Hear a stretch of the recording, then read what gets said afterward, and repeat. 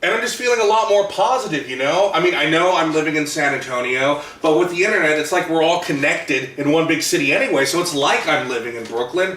And you know, I'm on the seltzer water now. I've completely cut out sodas, so I'm feeling a lot better. I'm breathing a lot better. I'm gonna start going for walks. And, you know, I shave my beard. Once it grows back, I'm gonna keep it nice and trim. I'm just gonna get better, you know? And Gowanus tonight, it's doing so good. We got so many fans, we got so much support, and you guys have been with me the whole way. You've been supportive of everything I've done.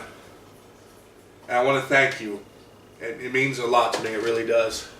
I mean it, I really couldn't have done it without you. See the new Game of Thrones trailer? Pretty badass, right?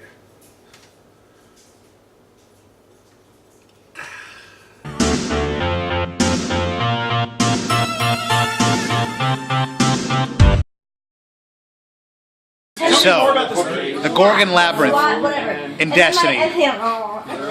These creatures, like, they just look like the bullshit enemy that you fight like a million times in the game, Destiny. You fight these guys, they're called harpies. They show up, they kind of float around, they look at you and they go, whee! And they shoot you a bunch.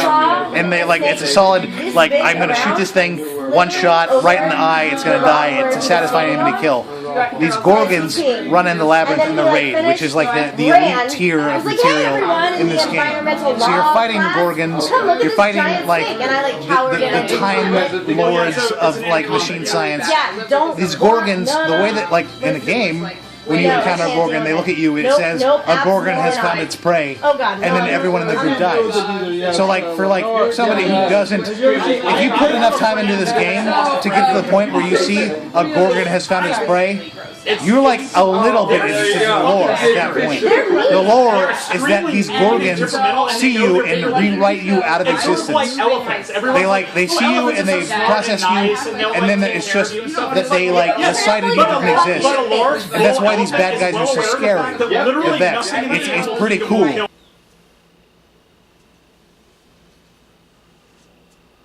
If you were a Power Ranger, you'd tell me, right? I didn't understand that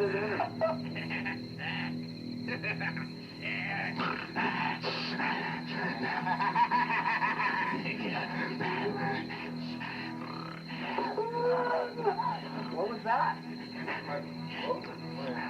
The first time I ever watched I Was a Teenage Zombie, watched that scene, I was 5 years old.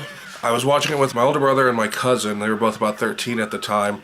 And after we finished watching that movie, my brother went to bed and then my cousin proceeded to recreate that scene on my older brother, waking him up and freaking him out. A movie like this and an event like that happening to me at 5 years old was always going to stick with me.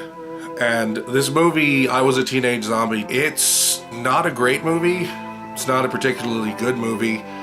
Most people would consider it garbage, and it is, but it's great. I love this movie. It's one of my favorite movies of all time.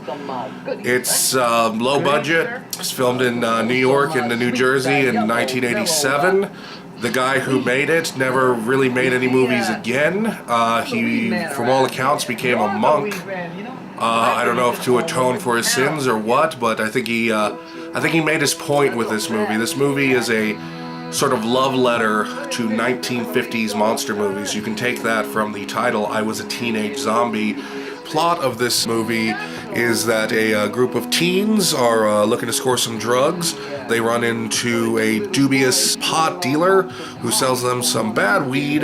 They go looking for revenge. Things get out of hand. They kill him and throw him in a radioactive river. The radiation brings him to life as a super strong undead zombie bent on revenge. And after killing a few of them, the rest of the teens decide to bring one of their buddies back to life the same way by throwing him in the river so that he can act as their bodyguard, thereby being the titular teenage zombie. The thing I like about this movie, it's a loving homage, but it's not a smart-ass sort of answer to it, like you find with Robert Rodriguez's Grindhouse throwbacks. There's always something, a level of being above the material while setting it up Same thing with The Lost Skeleton of Cadavra, which is about the same type of movies, although that movie, I like that movie a lot. It doesn't really wallow in the feel of those 1950s cheapo movies like this one does, because like those movies, it is also poorly made. That's part of the fun of it. It's not a movie that's so poorly made that you have fun watching it because of that. It's just a movie where a bunch of people got together with very little money, decided to run with it, and did some crazy shit. People getting their faces ripped off, tongues ripped out. What this movie has is heart. It's a very sweet movie, especially in the depiction of the love between the teenage zombie, whose name is Dan Wake, and his high school lover, whose name is Cindy Faithfull.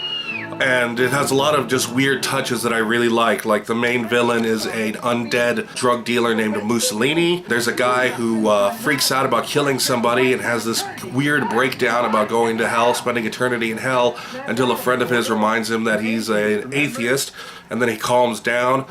There's just a lot of strange touches like that. There's no way I can honestly recommend this movie to you. I only love it, I think, because of watching it when I was a 5-year-old with my older brother, with my cousin, Summer, the air conditioner. As a 5-year-old watching someone's face get ripped off is just the greatest thing. This movie does have a great soundtrack. It features contributions from Alex Chilton, the Violent Femmes, the Del Fuegos, the Fleshtones do the title song, I Was a Teenage Zombie. Actually, the reason I rented this movie when I was little, because it was my choice to rent it, the reason I rented this movie is because the display box that it came in, was huge. It was really bigger, much bigger than any other VHS case I'd ever seen. And I was convinced that meant that the VHS itself was bigger than all of the other VHSs. So I needed to test my theory, and the only way to do that was to rent it to see if when I got that VHS, it was too big to fit in our VCR. I'm an idiot. And I've always been an idiot.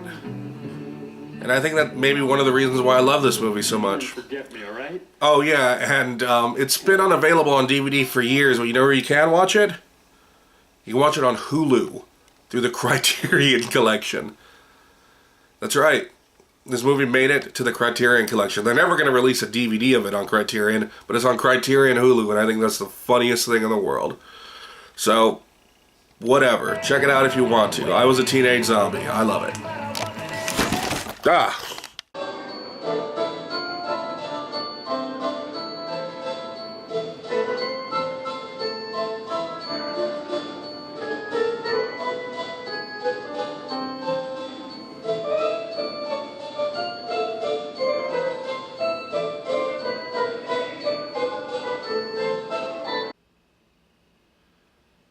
Look, don't tell anyone I said this, but white supremacy's kind of stupid when you think about it.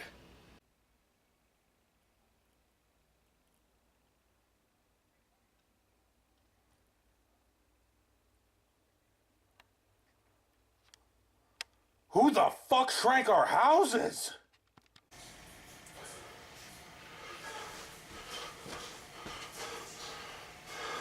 Okay, so it's time to talk about my shitty haircut. Take that all in. Look at it. Get it all in there. Got a big eye full of that shit. Also, Mom, I found the flashlight, so stop yelling at me about that. So, here's the story on this shitty haircut, right? I'm trying to find a job. I have no money. So, I get in at this hotel, and I want to look good. So I shave my beard, and I think, well, I'll get a haircut right before I get over. I look nice and spiffy and new. So my mom drives me around the south side of San Antonio to try to find a haircut place. There's tons of them. That's all there is on the south side of San Antonio. It's either taquerias or hair salons, and that's it. So we go driving around at 1 p.m. on a Tuesday, and every single goddamn hair salon and barbershop is packed. They're just full of cars. Their parking lots are full of cars. But then we find this one place that has absolutely no cars in front of it. And instead of taking that as a sign of, wait, maybe we shouldn't go there, we think, that's perfect. The front is surrounded by a 12-foot high fence. You know how most barbershops are surrounded by a 12-foot high fence in case they need to enter a siege mode or some sort of standoff or defend from attacks from marauders. You know how most barbershops are attacked by people? I walk in, the front of the barbershop is littered with dirty children's toys. These are dolls and tricycles literally caked in mud. There were absolutely no children around, but there was just mud-covered children's toys. So I walk in and I see two gentlemen seem to be manning the station. Both of them are looking into the mirror, grooming their beards. There's nobody else in the whole place. And one of the guys turns around and he asks me, "Do you want a haircut?" Like he's surprised, as if no one's supposed to come in here to get a haircut. And I go, "Sure." And then he just sort of goes, "Okay, sit down."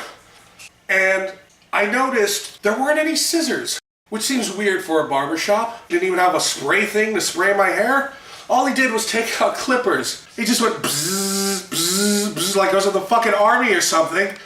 Shaves off all of my head unevenly. Hair is getting all in my face. I'm blinded by my own hair follicles. I'm covered in my own hair. They try to make small talk with me, but they obviously don't care what's going on. And then when it's done, I look at what they did. I'm horrified.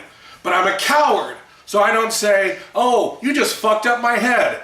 I'm gonna look like an idiot going to this job thing." No, I said, "Hey, that's a good job, man." And then they say, "Oh, that'll be $15. And I said, "Sure, of course. This is obviously worth $15. And you know what? Here's a $5 tip. That's how good of a job you did." It's like I said, "Hey, can you give me a Coke?" "Well, here's a bag of blood." "Oh, cool. Here's $20. I'm a fucking idiot. And that's why I've ended up with this shitty haircut. And that's why people look at me and say, "Oh, you look different." Which is the way people tell you that your haircut is fucking horrible. So you're gonna have to get used to this look for a while.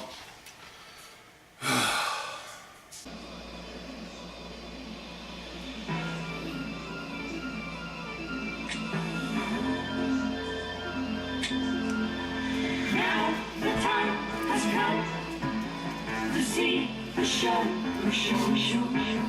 The girls, the cars, the dreams, electronic sound, boom.